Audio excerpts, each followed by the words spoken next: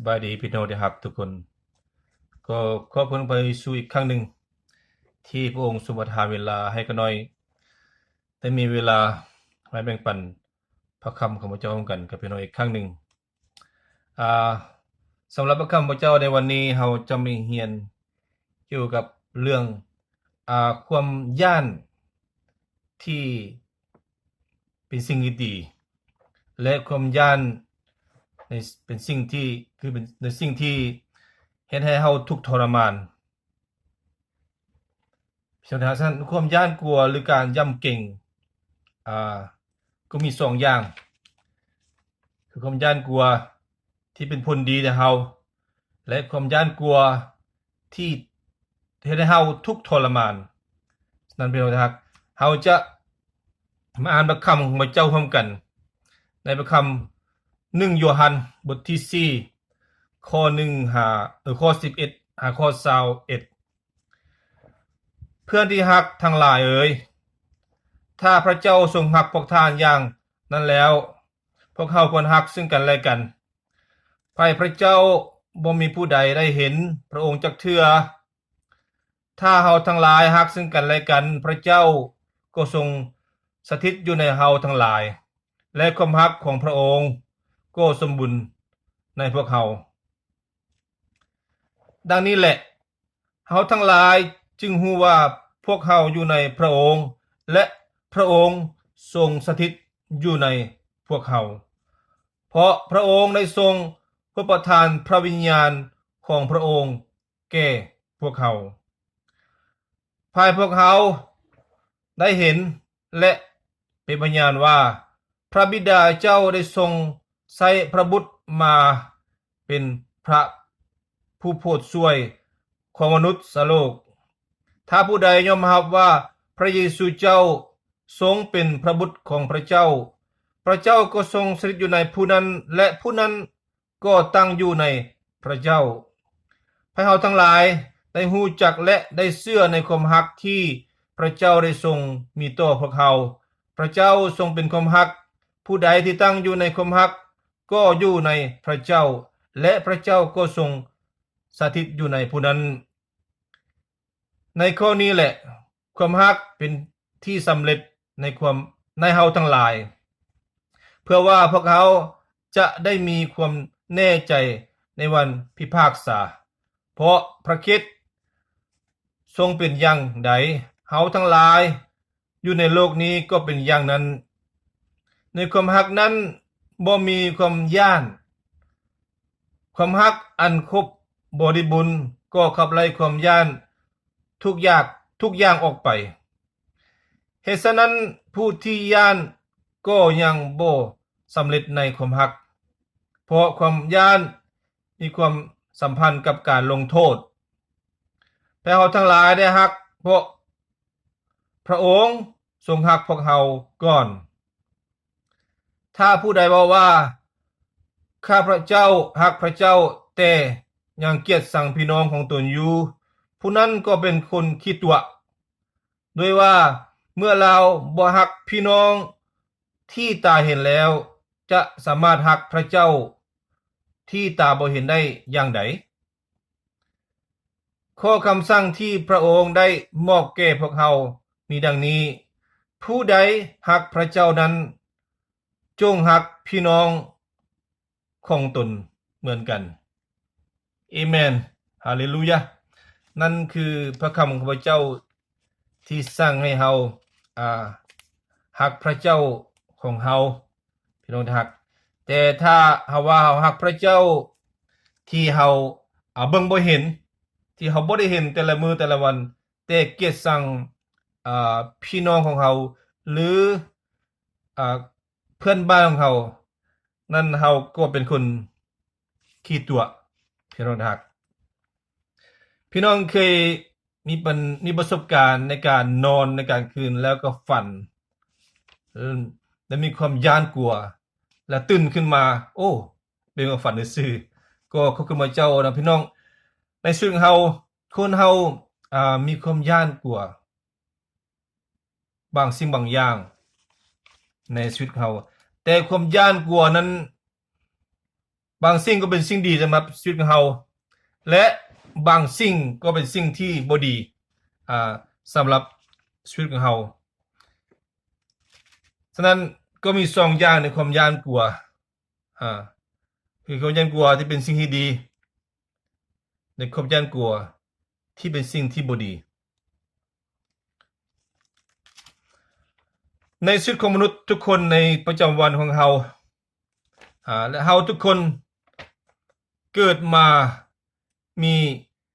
ความย่านกลัวใน2อย่างที่เรารู้แน่ๆความย่านกลัวในการที่ตกลงจากที่สูงและมีความย่านกลัวในสิ่งที่เป็นเสียงดังเมื่อพวกเราเติบโตขึ้นมาเราสามารถ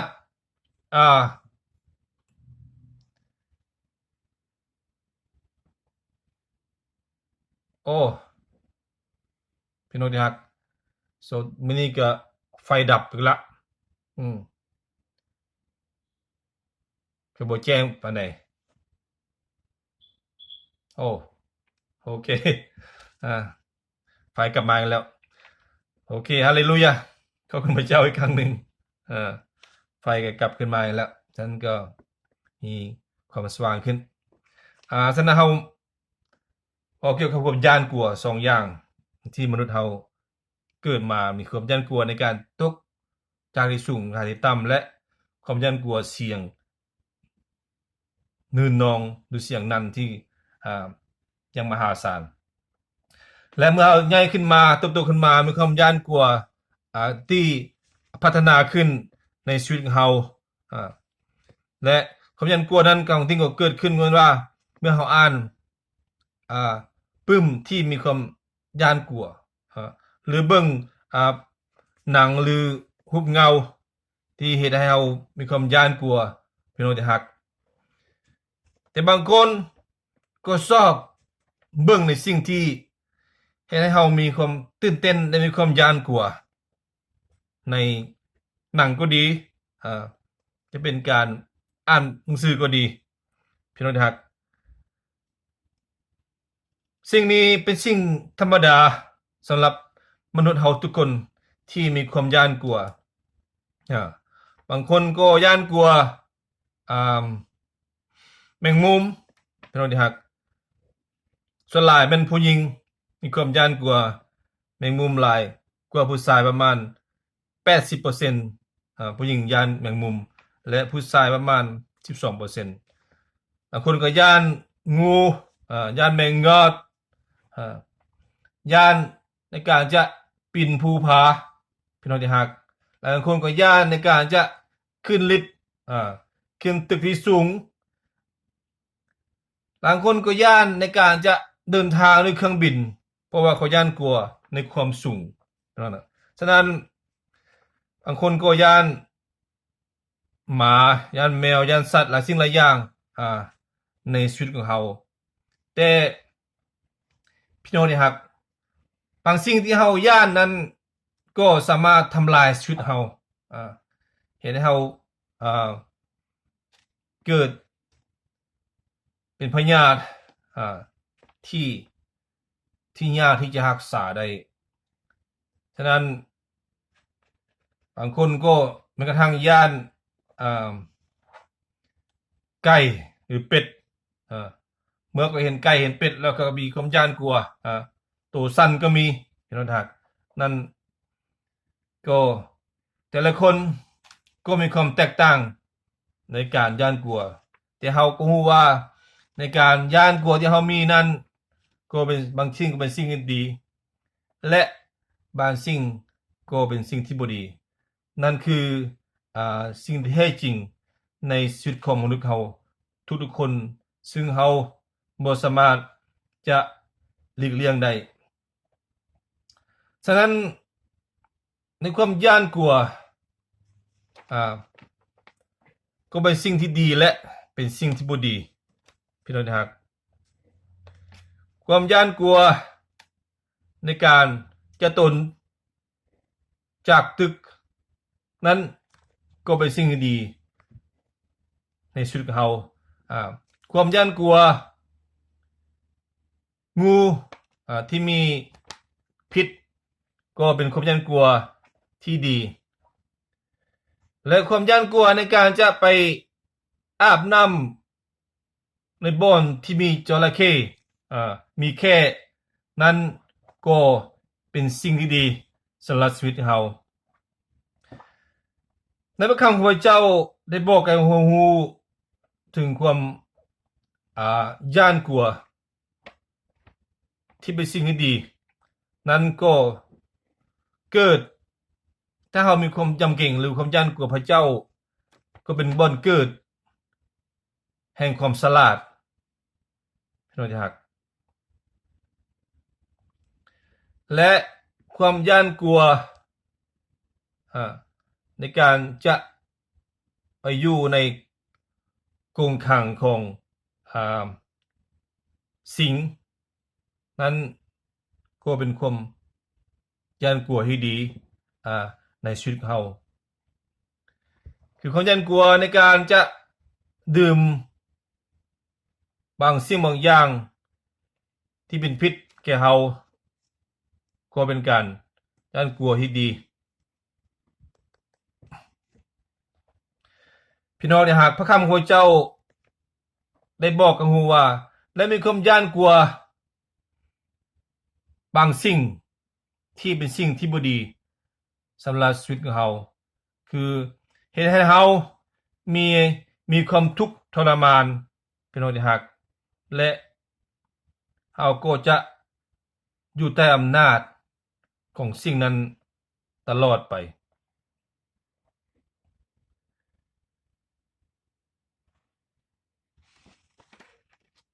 ประชาชนทุกคนมีความย่านกลัวที่แตกต่างกันไปแต่การย่านกลัวพระเจ้าหรือการจำเกรงพระเจ้าเป็นสิ่งที่ดีพี่น้องที่รักบางคนก็มีความย่านกลัวเมื่อเห็นรถอัมบูลันซ์ลุกฉุกเฉินมาก็คนคนก็โอ้มันยังจะเกิดขึ้นกับคนที่ก็อ้อมข้างเฮาหรือเกิดขึ้นกับเฮาฉะนั้นพี่น้องที่รักสิ่งนั้นจะเฮ็ดให้เฮาบ่มีสันติสุขในชีวิตของเฮาแต่เฮาก็รู้ว่าความย่านกลัวที่เฮ็ดให้เฮาทุกข์ทรมานนั้นบ่ได้มาจากพระเจ้าแต่มาจากพิมานซาตานคือศัตรูของพระเจ้าที่ให้มนุษย์เฮามีความย่านกลัวพี่น้องทักแต่พระเจ้าเป็นผู้ให้วิญญาณแก่เฮาซึ่งเป็นวิญญาณ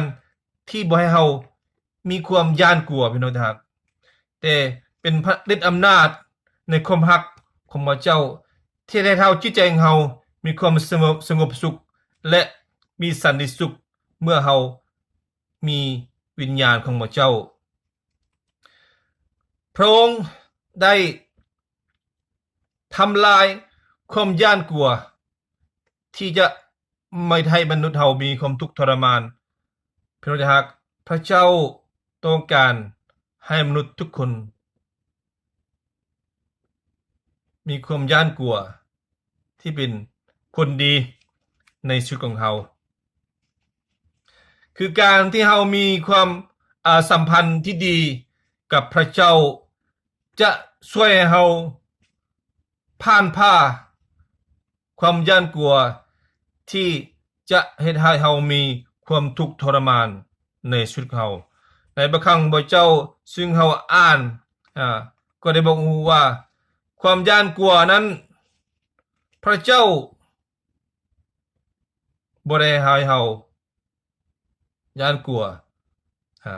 พระเจ้าให้เฮามีความเข้มแข็งพระเจ้าต้องการให้เฮาได้มีเวลาและมีโอกาสในการที่โอ้ลมกับพระองค์หรือคุยกับพระองค์เมื่อเฮามีความย่านกลัวพี่น้องรัก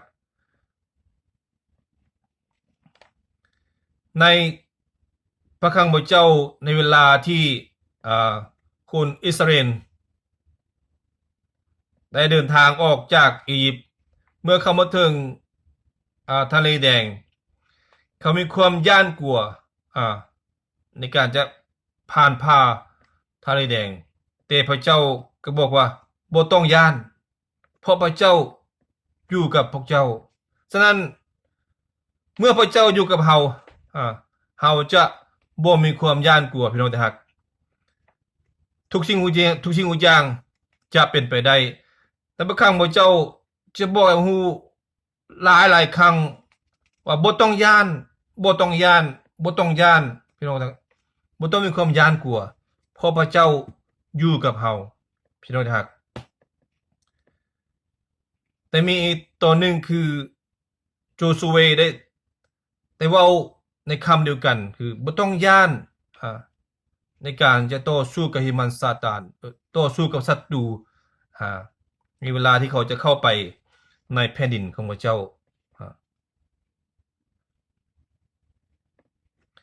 พระเจ้าได้บอกให้เฮาทุกคนว่าบ่ต้องย่านฉะนั้นเฮาควรเชื่อและวางใจในองค์พระเยซูคริสต์เพื่อเฮาจะบ่มีความย่านซึ่งจะทรมานเฮาเฮ็ดให้เฮามีทนทุกข์ทรมานพี่น้องที่รักในพระคัมภีร์ซึ่งกิเดียนที่พระเจ้าใส่ให้ไปคนลมหรือต่อสู้กับมิเดียนไนท์ซึ่งมีกองทัพเพียง300คนที่นั่นซึ่งบ่มีอาวุธพระเจ้าช่วยให้เขาได้รับชัยชนะพี่น้องครับพระเจ้าได้บอกเขาว่าบ่ต้องย่านในพระคำเพลงสรรเสริญบทที่46เขาอ่านในพระคำของเจ้าว่าพระเจ้าเป็นสิ่งที่กำบังในชีวิตเขาและเป็นพลังที่มีในชีวิตเขาพวกเขาจะบ่ย่านทุกสิ่งทุกอย่างที่สถานวันไหวอ้อมข้างเขาในเอสยาห์บทที่35ข้อ4ก็ได้เขียนว่าบ่ต้องย่านกลัวเพราะพระเจ้าจะช่วยเฮาผ่านอุปสรรคที่เฮามีอยู่นี้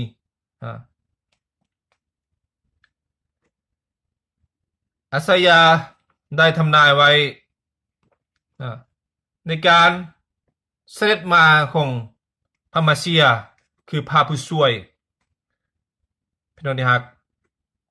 ในพระคัมภีร์ใหม่พวกเราได้อ่านรู้ถึงสิ่งที่เกิดขึ้นกับองค์พระเยซูคริสต์ในการที่พระองค์มาประสูติ